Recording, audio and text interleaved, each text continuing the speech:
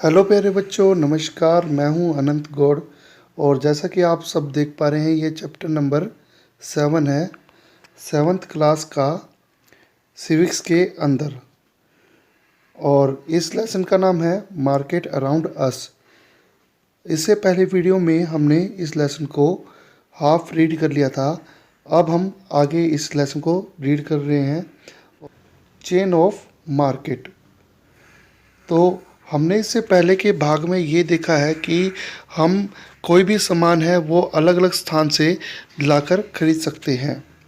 और ये जो सामान है वो आता कहाँ से है, या जो शॉपकीपर होते हैं वो सामान को कहाँ से उनके पास आता है।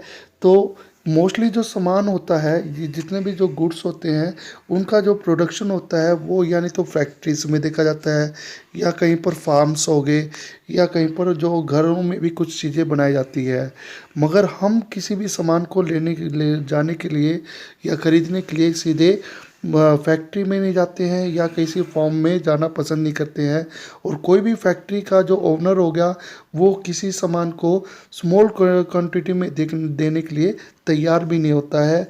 और हम भी किसी भी सामान को खरीदने के लिए जो लार्ज क्वांटिटी में खरीदना पसंद नहीं करते हैं। और इसी तरह से यहाँ पर बता रखा है कि ट्रेडर्स कौन होते हैं।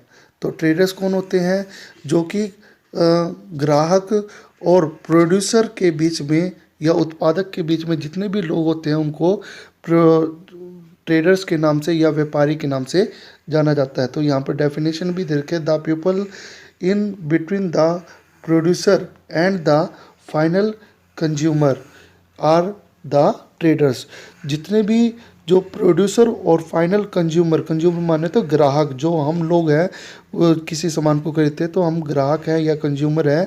और कोई भी जो फैक्ट्री का मालिक होता है उसको प्रोड्यूसर के नाम से जाना जाता है। तो इन लोगों के बीच में जितने भी लोग होते हैं उनको प्रोड्यूसर के नाम से जाना जाता है। और सबसे पहले कोई भी सामान जो फैक्ट्री में बनकर तैयार आता है तो वो सबसे पहले किसके पास में आता है, होल सेलर के पास में आता है। और होल सेलर जो कंपनी से कोई भी जो फैक्ट्री से सामान खरीदता है वो लार्ज क्वांटिटी में खरीदता है। जैसे उदाहरण के रूप में अगर हम सब्जी वाले का एग्जांपल देखें, जो सब्जी होल सेलर ट्रेडर होता है वो किसी भी चीज़ को स्मॉल क्वांटिटी में 1-2 या किलो में चीज़ें को नहीं खरीदता है, बल्कि 25 से 100 किलो तक किसी चीज़ को खरीदता है, यानी 25 से 100 किलो ग्राम तक किसी चीज़ को खरीदता है। और फिर वो स्मॉल ट्रेडर्स में उन चीज़ों को बांटता चला जाता है। और लास्ट में जिससे ग्राहक चीज़ खरीदता है उसको रिटेलर के नाम से जाना जाता है। तो रिटेलर क्या होता है कि वो ट्रेडर जो कि कंज्यूमर को डायरेक्टली वैसे सामान बेचता है उसको रिटेलर के नाम से जाना जाता है। और रिटेलर हम ये हमारी आसपास की दुकानों में भी देखते हैं, या कोई वीकली मार्केट में कोई भी दुकानदार हो गया। यहाँ पर जो प्रत्येक जो सिटीज़ होती है उसके अंदर होलसेल मार्केट होती है। और होलसेल से ही कोई भी जो ट्रेडर्स होते हैं, जो स्मॉल ट्रेडर्स होते हैं, वो वहीं से ही सामान को खरीदते हैं और ग्राहकों तक पहुंचाने का प्रयास करते हैं। जो रोड की मार्केट एवरीवेयर जो मार्केट्स है वो हमारे हर जगह मौजूद मानी जाती है। अब हमने यहाँ पर ये देखा कि अलग अलग मार्केट प्लेस होते हैं जहाँ से लोग खरीदना और बेचना चीज़ों को पसंद करते हैं, और सर्विस भी प्रोवाइड करते हैं अलग अलग जगह से। और हर सामान को बेचने के लिए एक अलग से जो स्पेसिफिक प्लेस देखा जाता है, अलग जो कोई भी सामान है उसको बेचने के लिए अलग से स्थान होता है। और ये भी देखा गया है कि जो उनके बेचने का अलग से तरीका होता है या समय भी अलग देखा जाता है। किसी सामान को बेचने का समय भी देखा जाता है कि किस समय कौन सा सामान बिकता है। फिर ये भी देखा जाता है कि हमें हर सामान को खरीदने के लिए मार्केट में भी जाना नहीं पड़ता है, क्योंकि आजकल हम मोबाइल की सहायता से या इंटरनेट की सहायता से हम किसी भी सामान को खरीद या बेच सकते हैं। जैसे उदाहरण के रूप में अगर हम अमेज़न की बात करें तो अमेज़न से हम कोई भी सामान को खरीद सकते हैं, या स्नैपडील से हम किसी सामान को ऑर्डर कर सकते हैं और वो हमारे घर पर आ सकता है। इसी तरह से जो ओलेक्स हो गया, ओलेक्स की साइट्स पर हम या ऐप भी आती है, तो उससे हम कोई भी पुराने सामान को बेच सकते हैं। तो इस तरह से खरीदना बेचना इंटरनेट के माध्यम से हो सकता है। और इसमें ये भी बता रखा है कि कई जगह पर ये जो नर्सिंग होम होते हैं, नर्सिंग होम जैसे हॉस्पिटल होते हैं छोटे छोटे, तो जहाँ पर डॉक्टरों के पास में पहले से ही कुछ लोग अपने प्रोडक्ट्स को बेचने के लिए, यानी कि दवाइयों को बेचने के लिए अलग अलग कंपनी से लोग आते हैं, और जिनको साधारणतः एमआर के नाम से जाना जाता है। एमआर क्या होता है? Medical representative. ये अपनी अपनी कंपनियों की दवाइयाँ लेकर डॉक्टर के पास आते हैं और उनको ये कहते हैं कि वे उनके दवाइयों को उनके पेशेंट को प्रिस्क्राइब करे, कि वो उनके सामान को, उनकी दवाइयों को ही खरीदे। और इसी तरह से जो कई लोग हैं वो जो सामान को बेचने के लिए एक जगह से दूसरी जगह पर घूमते रहते हैं।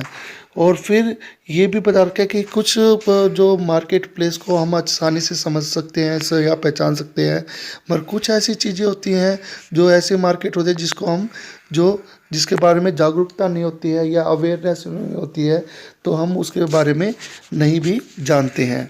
जैसे उदाहरण के रूप में अगर हम बात करें कि जो एक फार्मर है, जो फार्मर कोई भी क्रॉप्स पैदा करता है तो उसके लिए फर्टिलाइज़र का यूज करता है, मगर हम ये जानना पसंद नहीं करते हैं कि भी कोई भी जो है फार्मर है वो किस तरह के फर्टिलाइज़र का यूज कर रहा है। फिर हम आगे देखते हैं मार्केट और इक्वालिटी। अगर मार्केट और इक्वालिटी के बारे में देखें तो मार्केट के अंदर भी इक्वालिटी नहीं देखी जाती है, क्योंकि अगर हम बात करें वीकली मार्केट में जो ओनर्स होते हैं वो स्मॉल ट्रेडर्स होते हैं। स्मॉल ट्रेडर्स माने छोटे व्यापारी होते हैं, इनके पास कम पैसा होता है और जो इनके पास कोई भी परमानेंट प्लेस नहीं होते हैं। और जबकि जो अगर हम जो शॉपिंग कॉम्प्लेक्स की बात करें तो इसके अंदर जितने भी जो व्यापारी होते हैं उनके पास काफ़ी पैसा होता है और वे काफ़ी प्रॉफिट भी गेन करते हैं। तो इस तरह से ये अनइक्वालिटी को भी शो आउट करता है। और जो लोगों के ऊपर भी डिपेंड करता है कि मोस्टली जो लोग देखे जाते हैं वो सस्ते, जो मिडिल क्लास के फैमिली के जो लोग होते हैं वो सस्ते चीज़ों को खरीदना सबसे ज़्यादा पसंद करते हैं, जबकि जिनके पास पैसा ज़्यादा है तो वो जो महंगे सामानों को शॉपिंग कॉम्प्लेक्स में जाना पसंद करते हैं और वहाँ से सामान को खरीदते हैं। तो ये सबसे ज़्यादा डिपेंड करता है कि आपके पास पैसा कितना है। जितना आपके पास पैसा होगा आप उतना ही किसी सामान को खरीदना पसंद करेंगे। और इसी तरह से हमने ये जाना है कि जो चेन ऑफ मार्केट किस तरह से बनती है, कि भाई कोई भी सामान है तो वो जो सबसे पहले जो कोई भी सामान फैक्ट्री किसी चीज़ को सामान को बनाएगी, फिर उसके बाद में जो सामान है वो होलसेलर के पास में जाता है, फिर रिटेलर के पास में जाता है और फिर वो लास्ट में हमारे पास आता है। तो इस तरह से जो हमें जो सामान मिलता है वो इस तरह से मिलता है। और जो हमें जिससे हम डायरेक्ट सामान को खरीदते हैं उसको हम किस नाम से जानते हैं? रिटेलर के नाम से जानते हैं। तो ये हमने अभी तक इस लेसन में पढ़ा है। तो मुझे पूरी उम्मीद है कि आपको ये चैप्टर यहाँ तक समझ में आ गया होगा। Thank you for watching.